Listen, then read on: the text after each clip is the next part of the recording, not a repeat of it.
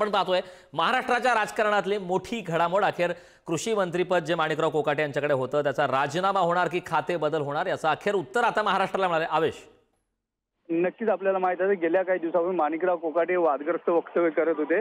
मुख्यमंत्र्यांना समज दिल्यानंतरही त्यांचे कंटिन्यू वादग्रस्त वक्तव्य होते। आता त्या प्रकरणी आता माणिकराव कोकाटे यांची उचलबांगडी करत कृषी खाते दत्तात्रय भरणे यांच्याकडे गेले। दत्तात्रय भरणे अजित पवार यांचे खास विश्वासू माणूस आहेत। अजित पवार यांनी जे जबाबदारी दत्तात्रय भरणे यांच्यावर दिली आहे ते त्यांनी पूर्ण केलेली आहे आतापर्यंत।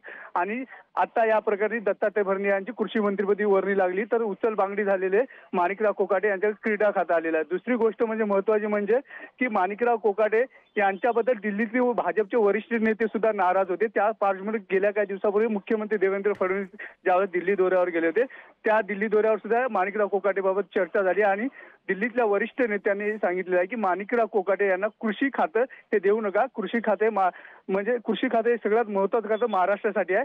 आणि त्याच पार्श्वभूमीवर जर कृषी मंत्री जर वादग्रस्त वक्तव्य करत असतात आणि सभागृहात जर रम्मी खेळताना जे व्हिडिओ व्हायरल होत असेल हे खूप मोठी घटना आहे आणि यामुळे राज्य सरकार कुठेतरी बदनाम होत आहे। त्या पार्श्वभूमीवर अखेर आज अजित पवार देवेंद्र फडणवीस यांच्यात बैठक झाली आणि त्या बैठकीनंतर अखेर माणिकराव कोकाटे यांची उचलबांगडी झाली। करण नक्कीच अवेश मी पुन्हा एकदा सुशांतकडे जाणार आहे। सुशांत आपण पाहतो आजचा दिवस खरं तर महाराष्ट्राच्या राजकारणासाठी अत्यंत महत्त्वाच्या घडामोडींचा ठरलेला आहे। एकीकडे भेटीगाठी वाढल्याचं आपण पाहायला मिळालं। राष्ट्रवादी अजित पवार यांच्या पक्षातीलच माजी मंत्री धनंजय मुंडे यांनी सुद्धा मुख्यमंत्र्यांची भेट घेतलेली होती। पुन्हा एकदा धनंजय मुंडेंची मंत्रिपदी वर्णी लागणार का, मंत्रिमंडळात एंट्री होणार का, अशा सुद्धा चर्चा सुरू होता। त्या बाबतीत काही घडामोडी पुढे घडल्या का? कारण खरं तर धनंजय मुंडे यांनी 2 वेळा मुख्यमंत्री देवेंद्र फडणवीस यांची भेट घेतली।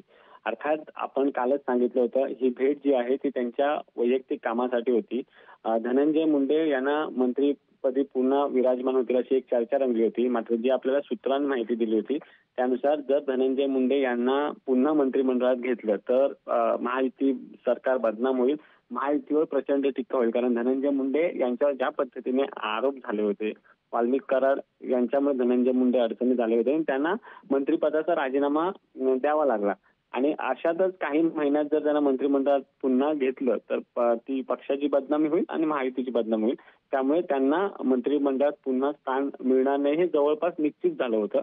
मात्र जर धनंजय मुंडे यांना पुन्हा मंत्रिमंडळात घेतलं नाही तर माणिकराव कोकाटेंचं खातं कुणाकडे जाईल अशी नंतर एक चर्चा सुरू झाली आणि मुख्यमंत्री देवेंद्र फडणवीस आणि उपमुख्यमंत्री अजित पवार